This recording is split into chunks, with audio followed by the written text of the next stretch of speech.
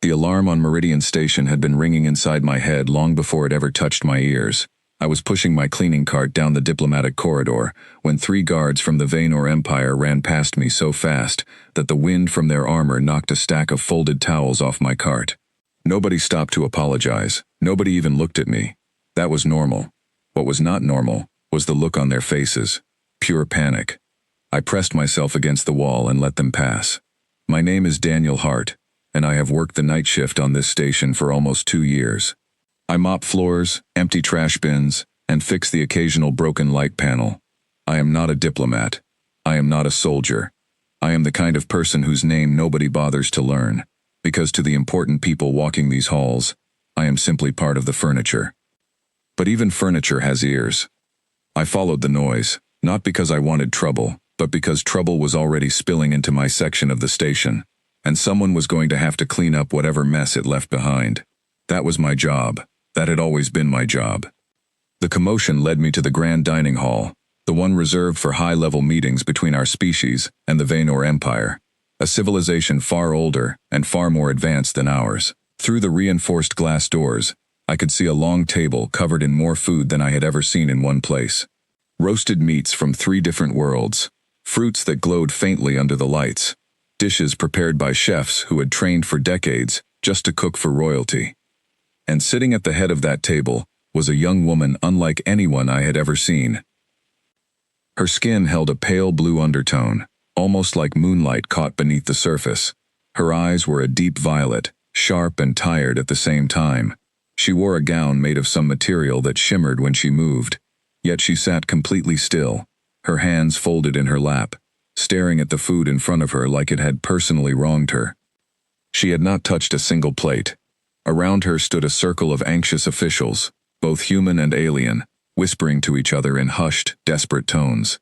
I recognized Ethan Cole, the lead human diplomat, wiping sweat from his forehead even though the room was cool.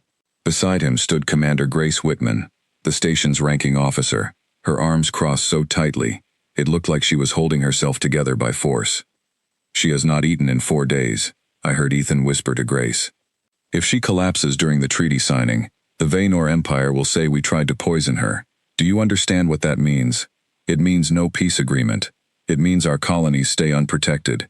It means everything falls apart because a princess would rather starve than take one bite." I should have kept walking. I should have taken my cart and disappeared into a maintenance hallway where nobody would ask me any questions. That is what I always did. I stayed invisible, because invisible people do not get blamed when things go wrong. But something about the look on that princess's face stopped me. She was not being difficult. She was not performing anger or arrogance the way I expected royalty to behave. She looked exhausted in a way that had nothing to do with sleep. Her violet eyes kept drifting toward the door, as if she wanted to escape the entire room, the entire planet, the entire situation she had been placed into. A tall alien guard stood just behind her chair, his posture rigid, his hand resting near a weapon at his hip. His name, I would later learn, was Kayezun, and in that moment, his eyes swept across the room with pure suspicion, landing briefly on every human face, including mine. I looked away quickly and continued down the hallway, pretending I had somewhere important to be. I did not have somewhere important to be. I had a mop and a cart and an empty apartment waiting for me after my shift ended.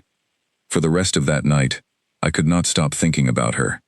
I finished cleaning the lower decks, emptied the trash compactors, and fixed a flickering light outside the medical bay, but her face kept appearing in my mind. Not because she was a princess, not because of the political weight she carried on her shoulders. It was something simpler than that. She looked like someone who had forgotten what it felt like to be cared for without an agenda attached. I understood that feeling more than anyone in that dining hall probably realized. By the time my shift ended, rumors had already spread through the entire staff quarters. The kitchen crew whispered that the princess found human food disgusting. The security team joked that she was testing us, trying to see how desperate we would become. One of the junior diplomats even suggested she was secretly trying to sabotage the negotiations from the inside, refusing food as a silent political statement against the alliance itself. None of those explanations felt right to me. I sat alone in the staff cafeteria that night, eating a simple meal my mother used to make before she passed away. Just rice, vegetables, and a bit of seasoned protein. Nothing fancy. Nothing that belonged on a formal dining table. It was comfort food. It was home. I ate slowly, letting the familiar taste settle something inside me that had felt unsettled since I first saw the princess staring at that untouched feast. My friend Marcus Bellamy sat down across from me, his own tray loaded with the same simple food. Marcus worked the day shift but had stayed late to help with extra cleaning duties because of the diplomatic event. He was the closest thing I had to family on this station, a fellow janitor who understood what it meant to be invisible in a world built for important people. "You heard about the princess," he said, not really a question. "Everyone's heard about the princess," I replied. "They say if she doesn't eat by tomorrow night, the whole treaty could collapse. 4 days without food. That's not normal, even for an alien with a different biology. Something's wrong with her, and nobody knows what." I thought about her eyes again, the way they looked past the food entirely, as if the problem was never about hunger. "Maybe nobody's asked her the right question," I said quietly. Marcus laughed, shaking his head. "You think you could figure out what a room full of diplomats and doctors couldn't?" I did not answer him, because I did not have an answer. I was not a diplomat. I was not a doctor. I did not speak her language beyond the basic translation chip everyone on the station wore behind their ear. I had no reason to believe I could succeed where trained professionals had already failed. But something in me refused to let the thought go. That night, after my shift technically ended, I found myself walking toward the observation deck instead of heading back to my quarters. I told myself I just wanted to look at the stars for a while, something I often did when my mind was too full of noise to sleep. The observation deck was usually empty at that hour, a quiet place where the lights dimmed low enough to make the galaxy outside feel close enough to touch. I did not expect to find her there. She stood near the far window, alone, without her guards, without her officials, without the crown she had worn earlier that evening. She had changed into simpler clothing, something closer to what a normal person might wear, and for the first time since I had seen her, she did not look like a princess at all. She looked like a young woman, carrying a weight too heavy for her shoulders, staring out at a galaxy that no longer felt like home. I froze in the doorway, my cart still parked in the hallway behind me. Every instinct told me to turn around and leave before she noticed me. Royalty did not speak with janitors. That was not how the universe worked, not on Earth and apparently not among the stars either. But she had already seen my reflection in the glass. She turned slowly, her violet eyes meeting mine, and for a moment neither of us said anything. I expected her to call for guards, to demand I explain why I was intruding on her private moment. Instead, she simply studied me, the same way she had studied that untouched plate of food earlier, as if trying to understand something she could not quite name. "You are not one of the diplomats," she said finally, her voice carrying a strange, musical accent even through the translation chip. "No," I admitted. "I cleaned the station. I didn't mean to disturb you. I'll go." "Wait." The words stopped me before I could turn away. I looked back at her, uncertain, my heart beating faster than it should have for such a simple moment. "Why are you here?" she asked. "At this hour, when your work is finished?" I thought about lying, about giving some polite excuse that would let me escape this strange, unexpected conversation. But there was something in her expression, a quiet loneliness I recognized from my own life, that made honesty feel like the only right answer. "I couldn't stop thinking about you," I said, then quickly added, "about what happened at dinner. Everyone's worried. I guess I wanted to understand why." Her expression shifted, something flickering behind her tired eyes that I could not quite identify. Sadness, perhaps. Or maybe surprise that a stranger who cleaned floors for a living had spent his evening thinking about her at all. "They sent their finest chefs," she said softly, turning back toward the window. "Dishes prepared with more skill and precision than anything my own kitchens could produce. And still, I could not bring myself to eat." "Why not?" I asked, stepping closer despite every rule of etiquette I was almost certainly breaking. She did not answer right away. Her gaze remained fixed on the stars outside, on the distant points of light that represented worlds I would never visit, including, I assumed, her own. "It is complicated," she finally said, "and I do not expect a stranger to understand." I nodded, accepting that boundary, even though something inside me wanted to push further. Instead, I did the only thing that felt natural in that moment. I reached into my bag, the one I carried my dinner in every night, and pulled out the small container holding the leftover portion of my simple meal.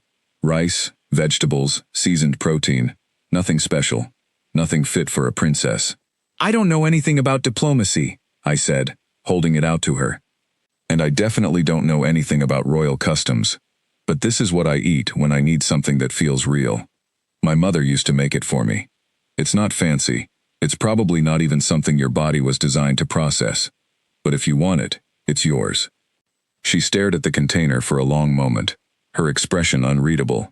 I fully expected her to refuse, to remind me with quiet dignity that a princess of the Vaynor Empire did not eat food offered by a station janitor in a dimly lit observation deck.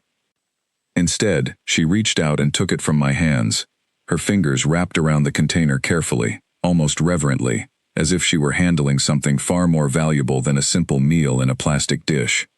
I stood there awkwardly, unsure whether I had just done something kind or something incredibly foolish.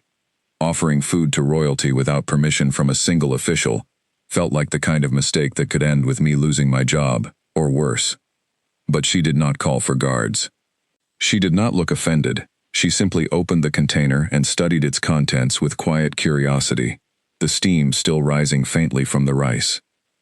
"What is this called?" she asked, glancing up at me. "Nothing fancy," I said. "Just rice and vegetables with some seasoned protein. My mother used to make it for me when I was a kid, back before she passed away. I still make it almost every night. I guess it reminds me of home." Something in her expression softened at the mention of home, though I could not tell exactly why. She lowered herself onto one of the benches near the window, still holding the container carefully in both hands, and for the first time since I had seen her, she looked less like a princess and more like an ordinary young woman trying to hold herself together. "Of course. Do you prepare this food for anyone else, or only for yourself?" The question caught me off guard. Just myself, mostly. Sometimes I share with my friend Marcus if he's working late. It's not really something people expect from a formal dinner. It's just simple, honest, I guess. She looked down at the container again, running one finger gently along its edge. "Honest," she repeated, as if tasting the word itself before tasting the food. That is a word I have not heard used to describe a meal in a very long time.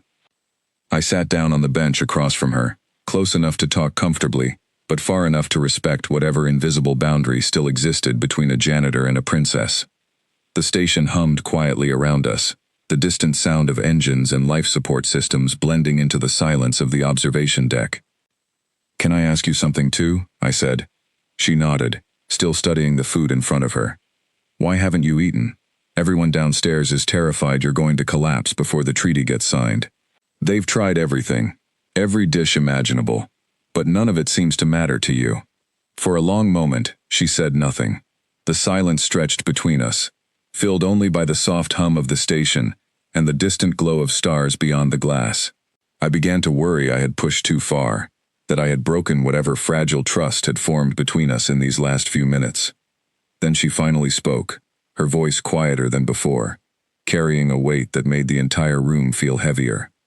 "My homeworld is dying," she said.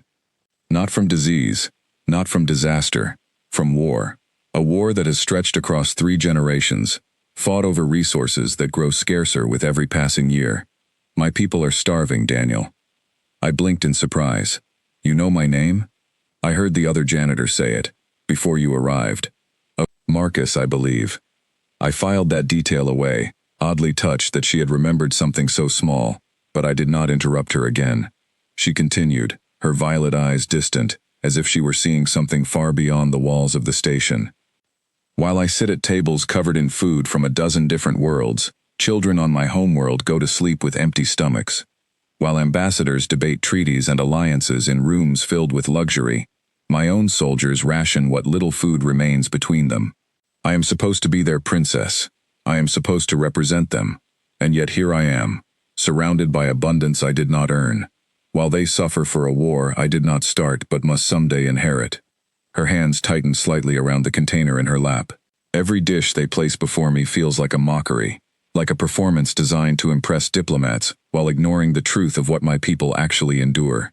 I could not bring myself to eat food I did not deserve, prepared with a level of care my own starving people will never receive.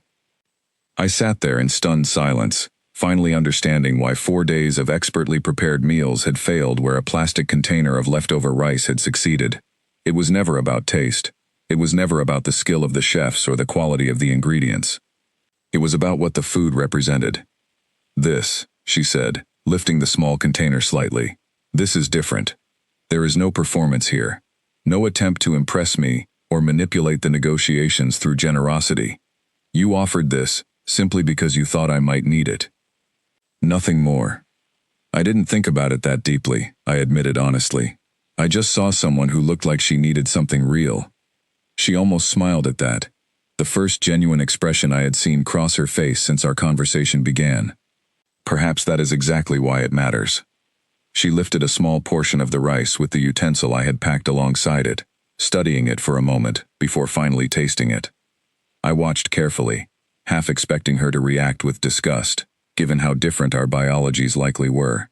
Instead, her eyes closed briefly, and something in her posture relaxed for the first time since I had seen her. "It is simple," she said softly, opening her eyes again. "Unrefined. Nothing like the dishes prepared for royal tables. Is that a bad thing?" "No," she said, taking another small bite. "It is the first meal in 4 days that has tasted like something other than guilt." We sat together in silence for a while after that, the princess slowly working through the small portion of food I had offered her, while I watched the stars drift past the observation window, unsure of what to say next. Eventually, she set the empty container down beside her and looked at me with an expression I had not seen from her before, something close to gratitude, mixed with a quiet curiosity that made me feel, for the first time since arriving on this station, like I actually mattered. "You have given me something tonight that an entire team of diplomats failed to provide," she said. "Not a solution to my people's suffering, not an end to the war that threatens to consume everything I care about, but a moment of honesty in a place built entirely on performance and calculation." "I'm glad it helped," I said, meaning every word. "What is your position here exactly, beyond cleaning floors and fixing lights?" I shrugged, feeling suddenly self-conscious under the weight of her attention. "That's pretty much it. I'm not important. I don't attend meetings or make decisions. I just keep the station running behind the scenes, where nobody has to think about it." "And yet," she said, studying me carefully, "you notice something none of your important officials managed to see. You noticed that I was not simply being difficult or arrogant.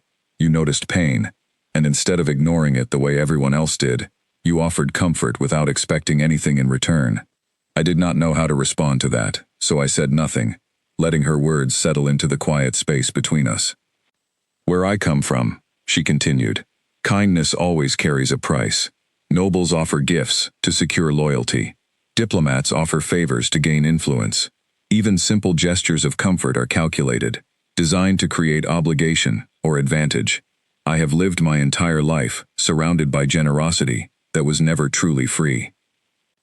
She looked down at the empty container again, as if it held some deeper meaning beyond the simple meal it once contained. "But you asked for nothing," she said. "You did not offer this meal because you wanted something from me. You offered it because you saw someone in pain and chose to act, without calculating what you might gain. I guess humans do that sometimes," I said quietly. "Doesn't make us special. It's what feels right, when someone looks like they need help." She studied me for a long moment, something unreadable flickering behind her violet eyes. Perhaps that is exactly what makes it special. Before I could respond, the sound of hurried footsteps echoed from the corridor outside the observation deck. I turned just in time to see Kayazun, her personal guard, rushing through the doorway with 2 other Vaynor soldiers close behind him. His eyes widened when he saw the princess sitting calmly across from a human janitor, an empty food container resting on the bench beside her. He said something rapid and sharp in his native language, too fast for my translation chip to fully process, though the tone made his alarm perfectly clear.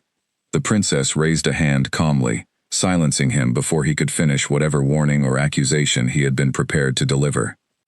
"Stand down, Kaizun," she said, her voice carrying an authority I had not heard from her until that moment. "This man has done nothing wrong. In fact, he has done more for me tonight than anyone else on this station." Kaizun's eyes narrowed. glancing between the princess and me with obvious suspicion. "Your Highness, this is a station worker. He should not be in your presence unsupervised. Protocol demands." "Protocol has failed me for 4 days," she interrupted sharply. This man succeeded where protocol could not. The guard fell silent, though the suspicion in his eyes did not fully disappear. He glanced at me one more time, his expression difficult to read, before finally stepping back to allow the princess to finish her conversation without further interruption. She turned back to me, her expression softening slightly despite the tension that still lingered in the room. "I must return to my quarters now. My guards will not tolerate much more of this unscheduled absence, and I suspect the diplomats will have questions of their own once they learn I have finally eaten something." "I understand," I said, standing up from the bench. "I should get back to my shift anyway. I've probably already stayed longer than I should have." She stood as well, smoothing the simple clothing she wore, though her posture had shifted subtly since our conversation began. She no longer looked like someone carrying the entire weight of a dying world alone. Something had lifted, even if only slightly, even if only for this quiet moment. "Daniel," she said, and hearing her say my name again sent an unexpected warmth through my chest. "Thank you. For tonight. For your honesty. For treating me as a person, rather than a symbol or a problem to be solved." "You're welcome," I said simply. "I hope things get easier for your people." "I really do." She gave me a small nod, something that felt almost like a promise, before turning to follow Kaizun and the other guards out of the observation deck. I stood alone by the window for a long while after she left, staring out at the stars, trying to process everything that had just happened. I had no idea, standing there in that quiet moment, just how much that single conversation was about to change everything. By the time I reported for my shift the next evening, the entire station was buzzing with a kind of energy I had never felt before. Word had already spread that the princess had eaten something the previous night, and speculation about what exactly had happened ran wild through every department, from the kitchen staff to the security teams patrolling the diplomatic corridors. Nobody knew it had been me. I intended to keep it that way. I pushed my cart through the lower maintenance halls, trying to focus on my usual routine, but my mind kept drifting back to the observation deck, to the sound of her voice, describing a homeworld torn apart by war, to the way her expression had softened when she finally tasted something that felt honest instead of performed. I told myself the conversation was over, that whatever strange connection had formed between us in that quiet moment would fade back into the ordinary rhythm of station life. I was wrong. Halfway through my shift, my communicator buzzed with an urgent message from Commander Whitman herself, requesting my immediate presence in her office. My stomach dropped. Officers on this station did not summon janitors directly unless something had gone seriously wrong. I ran through every possible mistake I might have made, every rule I might have broken, but nothing came close to explaining why the station commander would want to speak with me personally. I arrived at her office to find not just Grace Whitman waiting, but Ethan Cole as well, both of them standing with expressions that mixed confusion, curiosity, and something close to disbelief. "Daniel Hart," Grace said, gesturing for me to sit down. "Do you know why you're here?" "No, ma'am," I said honestly, taking the offered seat while my nerves twisted into tighter knots. Ethan leaned forward, studying me carefully. "Princess Elthara ate a meal last night, her first meal in 4 days. When we asked her staff what changed, she refused to explain anything, except to say that a member of the station's cleaning crew provided her with something that mattered more than any dish our finest chefs could prepare." My face must have betrayed something, because Grace's eyes narrowed slightly. "It was you, wasn't it?"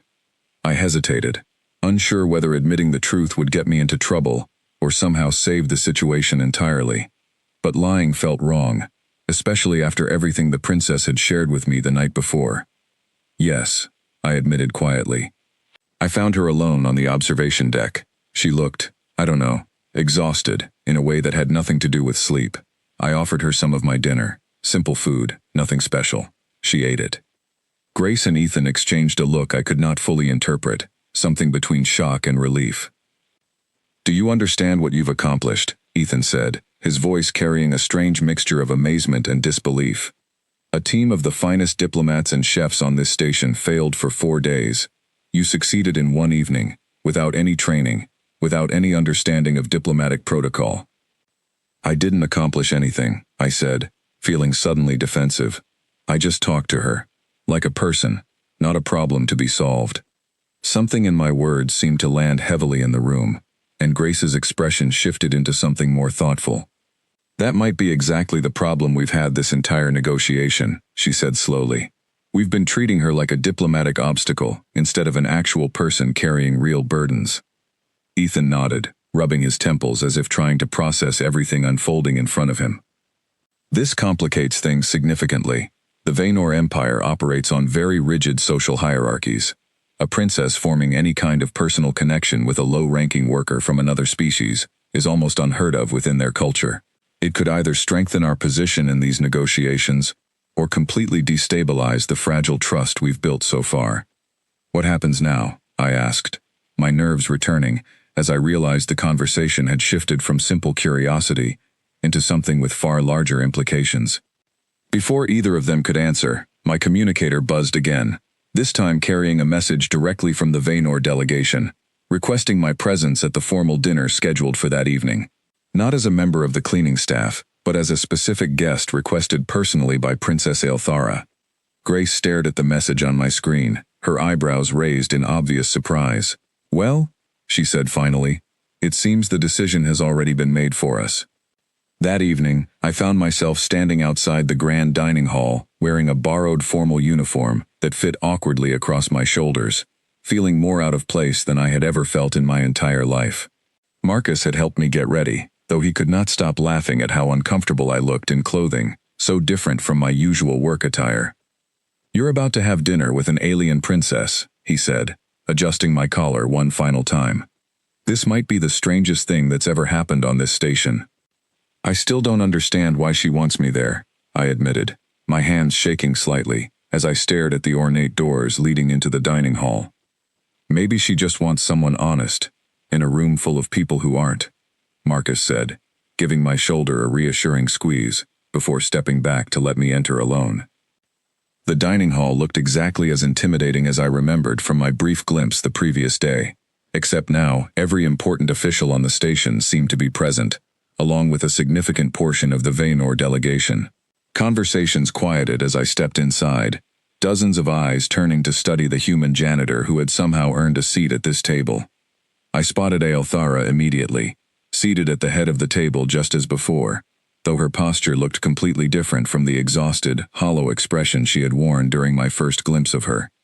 She looked alert, present, engaged with the room around her in a way that suggested something fundamental had shifted since our conversation on the observation deck. Her eyes found mine the moment I entered, and something close to relief crossed her expression, quickly hidden behind the composed mask of royal etiquette she likely wore in every public setting. Daniel, she said, gesturing toward an empty seat near her own, please, join us. Every noble and official in that room watched carefully as I crossed the space and took the offered seat, whispers rippling through the crowd like a physical wave. I caught Kayazun's expression from across the room, his eyes narrowed with the same suspicion he had shown the previous night, though he made no move to interfere. I hope you don't mind my request, Aelthara said quietly, once I had settled into my seat. I know this must feel strange for you. It's definitely strange, I admitted, unable to hide the nervousness in my voice. I'm not exactly used to formal dinners with royalty. Neither am I, she said, a small smile tugging at the corner of her mouth. Used to enjoying them, that is. Around us, servers began bringing out the same elaborate dishes that had gone untouched for the past 4 days. I watched carefully as plates were placed in front of the princess, wondering if the progress from the previous night might somehow reverse itself under the weight of formal expectation and public scrutiny. But this time, she picked up her utensil and began eating, slowly but steadily, working through small portions of the food in front of her. The relief that swept through the room was almost tangible, diplomats exchanging quiet, hopeful glances as the immediate crisis that had threatened to derail the entire negotiation finally seemed to be resolving itself. How are you feeling? I asked quietly, leaning slightly toward her while the surrounding conversations resumed their normal volume. Better, she admitted, though I suspect this improvement has less to do with the food itself, and more to do with remembering that not every gesture carries hidden calculation. You reminded me of something important last night, something I had nearly forgotten during these long, exhausting negotiations. What's that? That kindness can exist without an agenda. That people can care about each other without expecting something in return. Her words settled into my chest with unexpected weight, and for a moment, the noise of the crowded dining hall faded into the background, leaving only the quiet honesty of our conversation. As dinner progressed, several nobles from the Vaynor delegation approached our end of the table, curious about the human worker who had apparently succeeded where their own advisors had failed. Lord Severin, an older Vaynor official, with sharp features and a calculating gaze, studied me carefully as he addressed the princess. "Your Highness," he said, his tone polite, but carrying an undercurrent of skepticism. "Might I ask what exactly this human offered you, that our own carefully prepared dishes could not provide?" Aelthara set down her utensil, meeting his gaze with quiet confidence. "Honesty, Lord Severin. Something I have found increasingly rare within our own court." The room fell silent at her words, several officials exchanging uncomfortable glances. Lord Severin's expression tightened slightly, though he maintained his composed demeanor. "Our court has always provided you with the finest care available," he said carefully. "Care wrapped in expectation is not the same as genuine kindness," she replied, her voice calm but firm. "This man offered me a simple meal, prepared with nothing more than the hope that it might help. No political motivation, no calculated advantage, just compassion, freely given." Lord Severin glanced at me with renewed interest, something shifting behind his calculating eyes, a rather unusual quality to find in someone of such low station. I felt my face flush slightly at the comment, unsure whether to interpret it as an insult or simply an observation. Before I could respond, Aelthara spoke again, her tone carrying a subtle edge I had not heard from her before. "Perhaps that is precisely why it means so much," she said. "In my experience, those with the least to gain often offer the most genuine kindness, precisely because they have nothing to prove." The conversation shifted after that, moving towards safer diplomatic topics, though I noticed several officials continuing to glance in my direction throughout the remainder of the meal, clearly trying to understand exactly what role I now played within this delicate negotiation. Later that evening, after the formal dinner concluded and most of the guests had dispersed, Aelthara found me near the exit of the dining hall, having excused myself from the lingering crowd of diplomats eager to discuss the evening's unexpected developments. "Thank you for enduring that," she said quietly, falling into step beside me as I made my way toward the corridor leading back to the staff quarters. "I know it must have felt uncomfortable, being examined so closely by people who see you as nothing more than an anomaly. It wasn't easy," I admitted. "But it was worth it, if it means you're doing better." She was quiet for a moment, studying me with an expression I could not quite read. "Would you be willing to speak with me again? Not for the sake of the negotiations, but simply because I find myself craving conversations that feel real, rather than calculated." The request caught me off guard, though something in my chest warmed at the idea. "I'd like that," I said honestly. "I don't have much to offer beyond simple conversation and simple food, but if that's what helps, I'm happy to keep offering it." "That is more than enough," she said softly. Over the following days, our conversations became a quiet, unofficial routine, tucked into the small gaps between my shifts and her endless diplomatic obligations. She would find me during late evening hours, sometimes on the observation deck, sometimes in quieter corners of the station where officials rarely wandered, and we would talk about everything and nothing, from the details of my simple life as a station janitor to the complicated history of her people's long, painful war. I learned that her homeworld, once a thriving center of art and innovation, had been slowly consumed by conflict over resources that grew scarcer with each passing generation. I learned that she had lost family members to that war, including a younger brother whose loss she rarely spoke about, though the pain remained visible whenever the topic surfaced. I learned that she carried the weight of an entire dying civilization on her shoulders, expected to secure peace and resources through this alliance with humanity, even as she struggled privately with grief and exhaustion that nobody around her seemed willing to acknowledge. In turn, she learned about my own life, about the mother who had raised me alone after my father left when I was young, about the simple meals she used to prepare that I now carried with me as both comfort and memory. She learned that I had never expected much from life beyond steady work and quiet contentment, and that meeting her had somehow shifted something inside me I could not fully explain. "You never asked for any of this," she said one evening, as we sat together on the observation deck, the stars stretching endlessly beyond the glass. "You never asked to become part of something so much larger than your ordinary life." "No," I admitted. "But I don't regret it either. Whatever this is, whatever it means for the negotiations or the alliance or anything else, I'm glad I met you."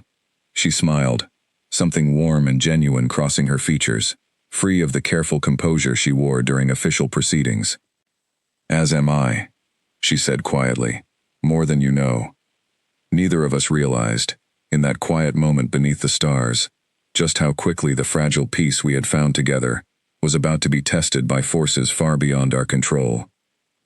10 days after our first conversation on the observation deck, the entire station shifted into a state of tension I had never experienced before.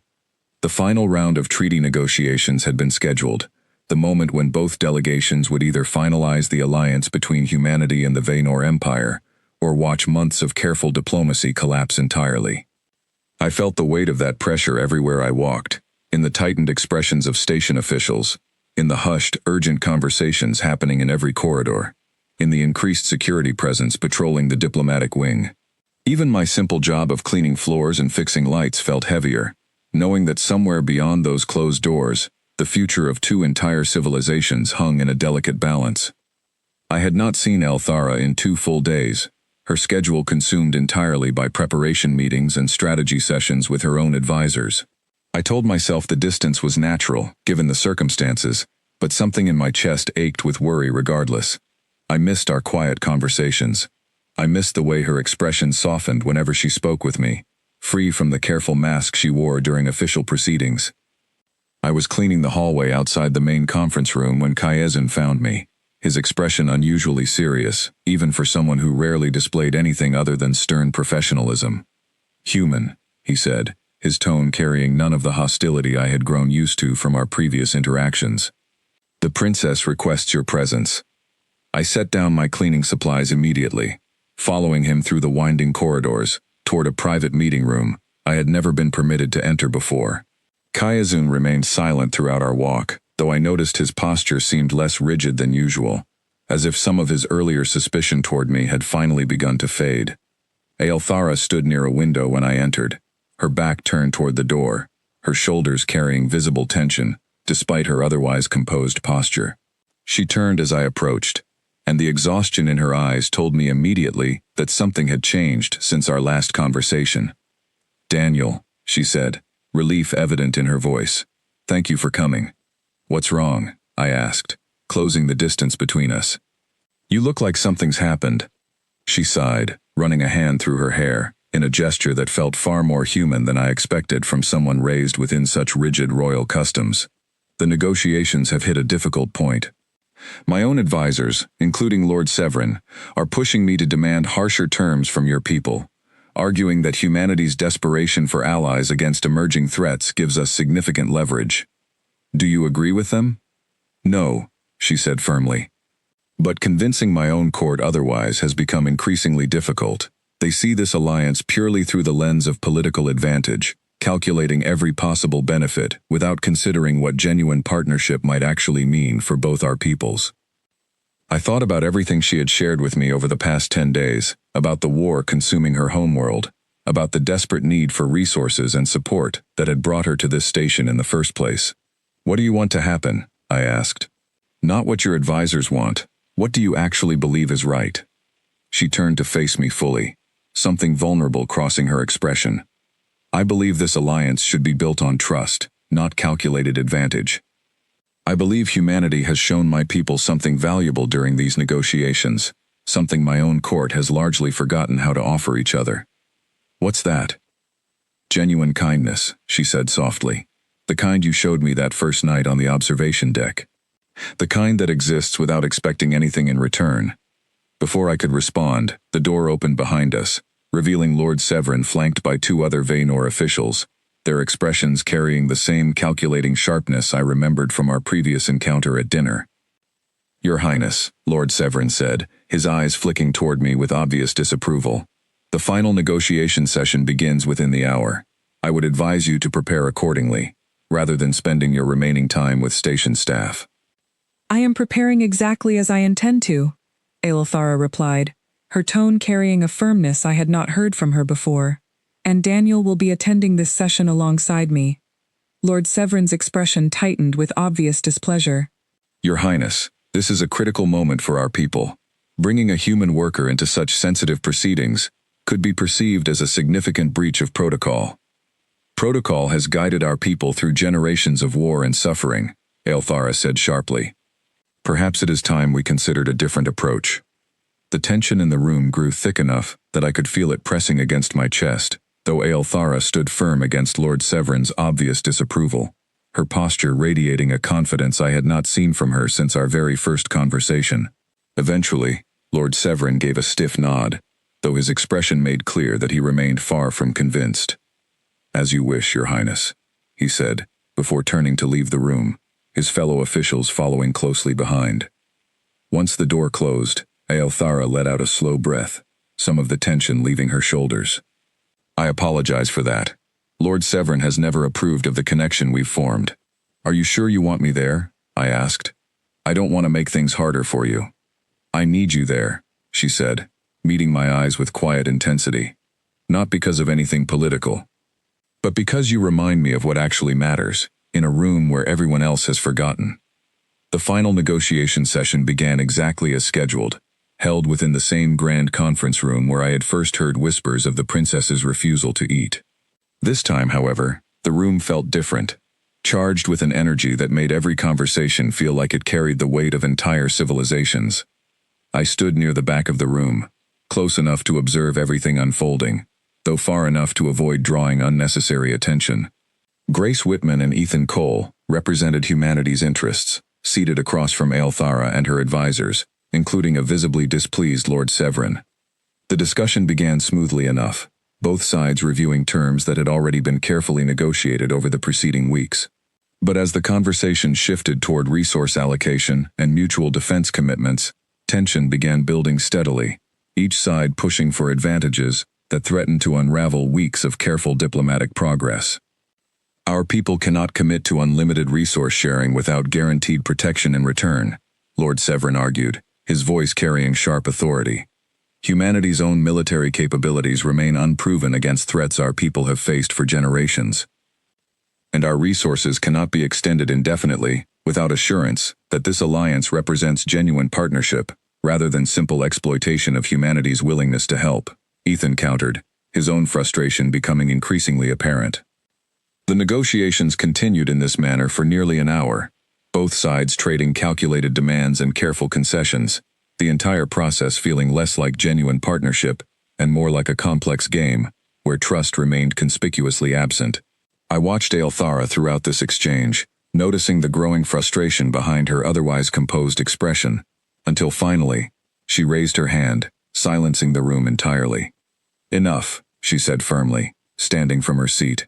I have listened to calculated demands and careful positioning for nearly an hour, and I find myself wondering whether either side actually remembers why we began these negotiations in the first place. The room fell into stunned silence, every eye turning toward the princess as she stepped away from the negotiating table entirely. 4 days, she continued, her voice carrying across the room with quiet authority. For 4 days, I refused every meal prepared for me during my time on this station, surrounded by luxury I could not bring myself to accept, while my own people starved through a war stretching across 3 generations. Your finest chefs failed to reach me. Your most skilled diplomats failed to understand me. She paused, her eyes finding mine across the room, something warm and grateful passing between us despite the formal setting. It was a station janitor who finally succeeded, she said, offering nothing more than a simple meal and genuine honesty, without any calculation, without any political motivation, without expecting anything in return. He showed me something this entire negotiation has lost sight of. That kindness, freely given, matters more than any carefully calculated exchange of resources or protection. Murmurs rippled through the room, officials from both delegations exchanging uncertain glances, unsure how to respond to such an unexpected shift in the proceedings. If humanity's lowest-ranking worker demonstrated more genuine compassion than our own most skilled advisors, Aelthara continued, her gaze sweeping across her own Vaynor delegation, then perhaps we have been asking the wrong questions throughout these negotiations entirely. Perhaps this alliance should not be built on calculated advantage, but on the same simple trust and kindness that brought me back from the edge of collapse. Lord Severn rose from his seat, his expression carrying obvious tension. Your Highness, with respect, matters of interstellar alliance cannot be decided based on sentiment alone. And yet sentiment, Aelthara replied firmly, succeeded where calculation failed. I am not suggesting we abandon careful planning entirely. But I am suggesting that trust, once established through genuine kindness, provides a far stronger foundation than any treaty built purely on mutual suspicion and calculated advantage. The room remained silent for a long moment, the weight of her words settling over every person present. Finally, Grace Whitman rose from her own seat, addressing the room with careful consideration. Your Highness raises a valid point, she said. Perhaps, instead of continuing to negotiate from positions of calculated advantage, we should consider what kind of partnership we actually want to build. One based on mutual suspicion, or one based on the genuine trust this entire situation has already demonstrated is possible. Ethan nodded slowly, some of the earlier tension leaving his posture. I think that's exactly what we should consider. As the conversation shifted, I felt a growing sense of hope settling over the room, the earlier tension gradually giving way to something far more collaborative than anything I had witnessed throughout the previous weeks of careful, calculated diplomacy. Aelthara returned to her seat, though her eyes found mine once more, carrying quiet gratitude alongside something that looked remarkably like hope. I had no idea, as the negotiations continued into the evening, that this single moment of honesty was about to reshape not just the treaty being discussed, but the entire relationship between our two civilizations. The negotiations stretched late into the night, but something fundamental had shifted the moment Aelthara spoke those words in front of both delegations. The calculated positioning that had defined the earlier discussions gradually gave way to something more honest, both sides slowly setting aside their carefully guarded demands in favor of conversations that felt, for the first time, like genuine partnership rather than careful maneuvering. I remained near the back of the room throughout the entire session, watching as Grace Whitman and Ethan Cole worked alongside Aelthara to reshape the treaty into something built on mutual trust rather than calculated advantage. Resource-sharing agreements were revised to prioritize genuine need rather than strategic leverage. Defense commitments were restructured around actual cooperation rather than suspicious hedging. Even Lord Severn, despite his obvious reluctance, found himself gradually persuaded by the shifting tone of the negotiations, his sharp objections softening as the evening progressed. By the time the session finally concluded, exhaustion had settled over every person in the room, though it carried a different quality than the tension that had defined the earlier proceedings. This exhaustion felt earned, the natural result of genuine progress rather than fruitless calculated posturing. Aelthara approached me as the room slowly emptied, her expression carrying a mixture of relief and quiet joy I had not seen from her since our very first conversation. We did it, she said softly, though her voice carried disbelief, as if she still could not fully process everything that had happened. You did it, I corrected gently. I just offered you a meal. Everything after that was you. She shook her head, stepping closer. You gave me the courage to remember what actually mattered. In a room filled with people who had forgotten, that courage changed everything. Over the following days, the finalized treaty moved through the remaining formal processes, both delegations working together with a level of cooperation that surprised even the most experienced diplomats on the station. Grace Whitman later told me that in her entire career, she had never witnessed negotiations shift so dramatically, from the brink of complete collapse to genuine, lasting partnership. The formal treaty signing ceremony took place exactly 1 week after that pivotal negotiation session, held within the same grand dining hall where Aelthara had once refused every meal placed in front of her. This time, however, the room felt entirely different, filled with genuine celebration rather than anxious tension. I stood near the back of the room again, dressed in the same borrowed formal uniform I had worn during my first dinner with the princess, watching as representatives from both humanity and the Vaynor Empire gathered to witness the official signing. Marcus stood beside me, grinning with obvious pride, having heard the full story of everything that had unfolded over the past weeks. "I still can't believe you're the reason two civilizations just formed a lasting alliance," he whispered, careful to keep his voice low enough to avoid drawing attention. "I just offered someone dinner," I whispered back, though even I could not fully deny the strange weight of everything that had happened since that first quiet evening on the observation deck. Aelthara stood at the head of the room, dressed in formal royal attire that shimmered beneath the dining hall's lights, her posture radiating a confidence and strength that felt worlds away from the exhausted, hollow figure I had first encountered weeks earlier. Beside her stood Grace Whitman, both women preparing to finalize the treaty that would bind humanity and the Vaynor Empire together in genuine partnership. Before signing the official documents, Aelthara raised her hand, requesting a moment of silence from the gathered crowd. The room quieted immediately, every eye turning toward the princess as she prepared to address both delegations one final time. "Before we finalize this alliance," she began, her voice carrying clearly across the dining hall, "I want every person in this room to understand exactly how we arrived at this moment. Not through calculated negotiation, not through careful political maneuvering, but through a single act of genuine kindness, offered by someone who expected nothing in return." Her eyes found mine across the crowded room, and despite the formal setting, I felt my chest warm with quiet pride. "Daniel Hart," she continued, "a member of this station's cleaning staff, showed me something I had nearly forgotten during years of political conflict and careful diplomatic calculation. He showed me that trust, freely given without expectation of reward, forms a far stronger foundation than any treaty built purely on strategic advantage." Murmurs of agreement rippled through the crowd, several officials from both delegations turning to glance in my direction, with expressions of genuine respect rather than the dismissive indifference I had grown accustomed to throughout my time on this station. "If humanity's lowest-ranking worker demonstrated more compassion and honesty than trained diplomats and advisors," she continued, "then perhaps this alliance should stand as a reminder to both our peoples. That genuine partnership is built not through calculated advantage, but through simple, honest kindness between individuals willing to see each other as people, rather than obstacles or opportunities." She turned back toward Grace Whitman, extending her hand in a gesture that carried far more weight than simple diplomatic formality.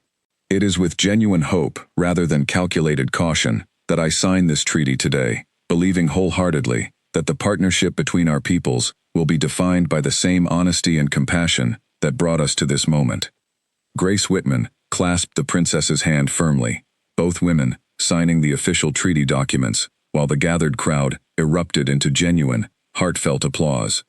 I watched the entire scene unfold with a sense of disbelief, unable to fully process that a simple, quiet gesture of kindness had somehow reshaped the future of two entire civilizations. After the formal ceremony concluded, Aelthara made her way through the celebrating crowd, until she found me standing near the back of the room. Her expression carried a warmth I had rarely seen from her during our earlier, more guarded conversations. "Walk with me," she said softly, and I followed her out of the crowded dining hall, away from the celebration, toward the quiet observation deck where our story had first begun weeks earlier. We stood together beside the same window where she had once accepted a simple meal from a stranger, the stars stretching endlessly beyond the glass, exactly as they had that first night. "I owe you more than I can ever properly express," she said quietly, turning to face me fully. "You saved this alliance. You saved my people's future. And more than that, you reminded me what it feels like to be treated as a person, rather than a symbol or a political tool. I didn't do it for recognition," I said honestly. "I just wanted to help someone who looked like she needed it." "I know," she said, a small smile crossing her features. "That is precisely why it mattered so much." She reached into a small pouch at her side and withdrew a delicate object, something crafted from a material I did not recognize, shimmering faintly under the dim lighting of the observation deck.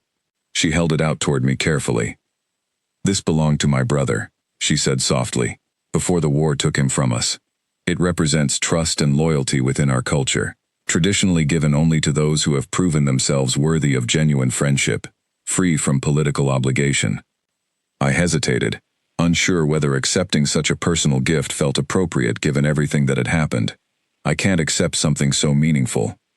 Please, she said gently. Let me offer you something freely, exactly as you once offered me your simple meal, without expectation of anything in return. I accepted the gift carefully, feeling the weight of its significance settle into my hands. Thank you, I said quietly. I'll treasure it. We stood together in comfortable silence for a long while after that, watching the stars drift past the window exactly as we had during our very first conversation weeks earlier. The station around us continued its quiet hum, celebration still echoing faintly from the dining hall behind us, though neither of us felt any urgency to rejoin the festivities immediately. What happens now? I asked eventually, breaking the peaceful silence between us. The Alliance moves forward, she said. Resources will begin flowing toward my homeworld, hopefully easing the suffering my people have endured for far too long, and I will return to my duties, working to rebuild what generations of war have nearly destroyed. Will I see you again? I asked, unable to fully hide the hope carried within that simple question. She turned to face me fully, her violet eyes carrying quiet warmth beneath the dim observation deck lighting.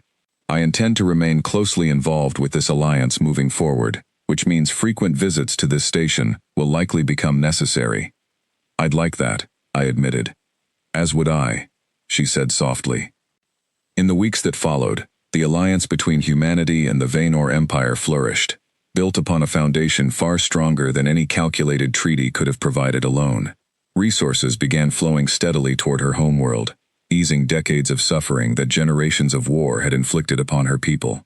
And true to her word, Aelthara returned regularly to Meridian Station, our quiet conversations on the observation deck becoming a cherished routine that neither political obligation nor royal protocol ever managed to fully replace. I remained, throughout all of it, exactly what I had always been. A simple station janitor, invisible to most of the important people walking these halls, but I no longer felt invisible to the person who mattered most. Sometimes, the smallest acts of genuine kindness carry the power to reshape entire worlds. I never expected, that quiet night on the observation deck, that offering a stranger my simple dinner would lead to friendship, trust, and a partnership between two civilizations, built on something far more valuable than calculated advantage. It was built on honesty. It was built on compassion. And more than anything else, it was built on the simple, human understanding that kindness, freely given without expectation of reward, remains one of the most powerful forces in any galaxy, among any people, human or otherwise.